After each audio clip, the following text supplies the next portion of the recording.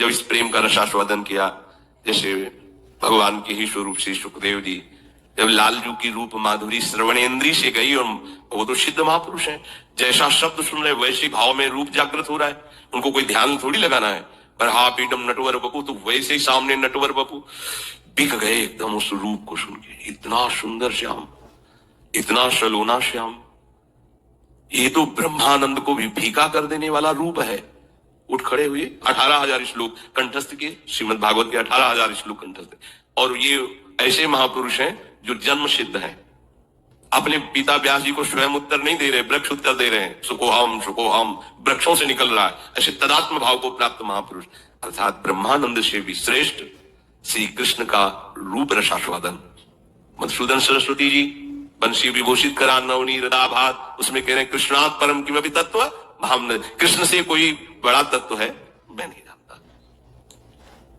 तो जो भगवान कह रहे हैं कि ज्ञानी जो भक्त है, यहां दो भाव ज्ञानी के, जिन्होंने सत्य को जान करके भगवत स्वरूप में लीन हो गए, या जो सत्य स्वरूप भगवत स्वरूप को जानकर प्रेम में लीन हो गए। प्रेम में लीन होना, अभेद होते हुए भी भेद भाव को स्वीकार करना, ये भेद मायाकृत नहीं है, ये चिदानंद भाव भेद है, भाव भेद। ये जो ज्ञान में लीन हो चुके हैं उसके आगे की बात है। इसीलिए इस भेद को वो ना जानने के कारण कहते कुछ न कुछ अविद्या बचती है, तभी भेद दिखाई देता है। ऐसा नहीं है, जिस समय स्वरूप का साक्षात्कार होता है और उसके हृदय में भक्ति का अंश होता है, भक्त को भी स्वरूप साक्षात्कार होता है। मम दर्शन फल परम अनुपा, जीव पाव निज सहज स्वरूपा। जो ब्रह्म साक्षात्कार में स्वरूपानुभूति होती है वही भक्त को भी होती है। उसी समय उसका, वो टिक नहीं पाता वहां, उसी समय उसका आकर्षण होता है उसके आराध्य देव का, और उसकी वृत्ति उसमें लीन ना होकर उस आत्म स्वरूप को अपने आराध्य देव के रूप में देखता है, और इतनी तन्मयता हो जाती है कि अपना विस्मरण हो जाता है, बस केवल आराध्य देव रह गए। अब यहां से प्रेम की दशा प्रारंभ हो जाती है। ज्ञानी सब कुछ विस्मरण करके आत्म स्वरूप में लीन हो जाता है, उसका आत्म स्वरूप भी विस्मरण होकर आराध्य देव के स्मरण में लीन हो जाता है। ये प्रेम की गाथा। भगवान कहते हैं 4 प्रकार से जन मेरा भजन करते हैं, वो ये सब महान है। अब इसमें सूक्ष्म बात यह है कि अगर हम केवल भगवान से धन चाहेंगे तो धन मिलने पर भी हम माया में नहीं फंसेंगे।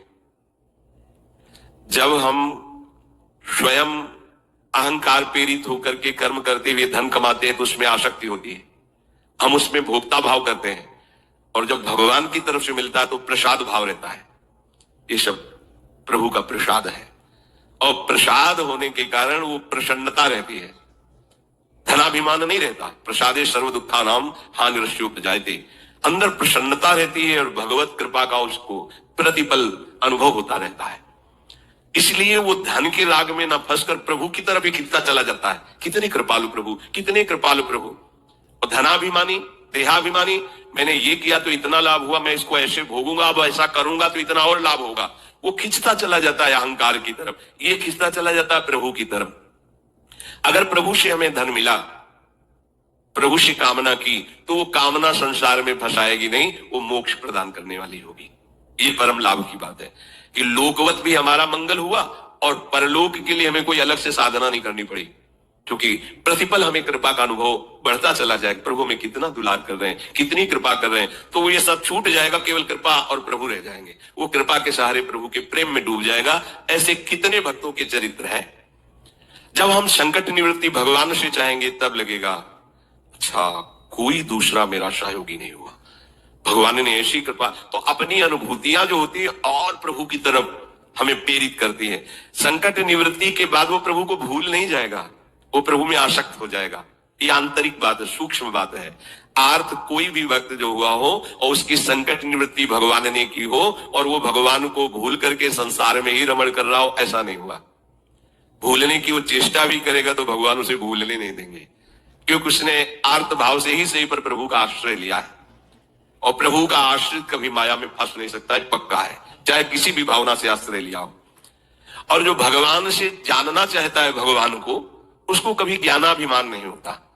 अगर हम पढ़ लिख करके जानना चाहेंगे तो जान भी नहीं पाएंगे, पर हमें ज्ञानाभिमान हो जाएगा। अगर प्रभु से जानेंगे, गुरु कृपा से जानेंगे तो कभी ज्ञानाभिमान नहीं होगा।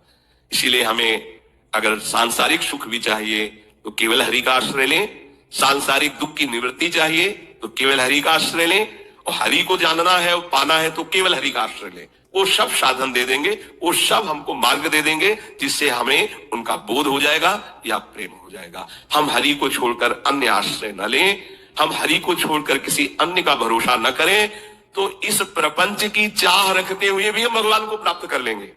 बहुत सरल भगवान ने बता दिया। आप भी समझ में ना आवे तो आप जाने, हमारी यही तो चाह है, हमें धन मिल जाए, हमारी दुख निवृत्ति हो जाए, हमें ज्ञान हो जाए, हमें मोक्ष हो जाए, सब हो जाएगा।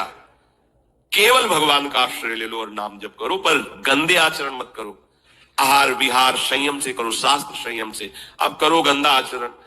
जो गंदे आचरण वाले थे जब प्रभु की शरण में आए तो उलट गए, फिर दोबारा नहीं देखा उधर, तो क्या हुआ, वो महात्मा बन गए।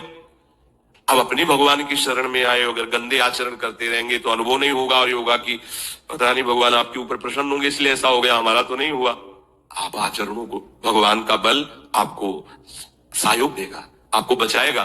पर आप इच्छा करके यदि कामनाओं की प्रवाह में बहकर गंदे आचरण करेंगे तो छूट भी दी है भगवान ने, आप करो और उसका फल भोगो। अवश्य में भोक्तव्यम कृतम कर्म शुभाशुभम। आश्रित को ये ध्यान रखना चाहिए, अपने आराध्य देव के विरुद्ध आचरण नहीं करना चाहिए। अगर कहीं होने की संभावना हो तो आराध्य देव से प्रार्थना करनी चाहिए, बचा लो प्रभु। हर्षित हो कि कैसे कोई पापाचरण कर सकता है भगवान का दास कहलाकर, भगवान का शरणागत कहलाकर। सबके अंदर वासनाएं होती है, इन्हीं का नाश करने के लिए तो हम भगवत मार्ग के पथिक बने। और नाम में इतनी सामर्थ्य पूछो मत। ये तो जैसे जैसे तो ऐसा लगता है अभी तो कुछ परिचय ही नहीं मिला नाम का। इतना अमोघ, इतना अगाध, इतना अथाह वैभव नाम में है। सच्ची मानिए, सच्ची मानिए, आप बस लगे रहो राधा राधा राधा। ये देख लेना, आप खुद देख लेना। आप बस ये चीजें बंद कर दो जो असाधन है। ये होने के हमने विचार भी किया, जब लोग प्रश्न करते हैं कि नाम तो हम भी जप रहे, पर तो विचार किया आप असाधन करते हो। भगवत विमुख आचरण करो, कैसे प्रभु को आप प्रसन्न कर पाएंगे। अभी तक करते रहे, कोई बात नहीं, वो भूत है, निकल गया भूत।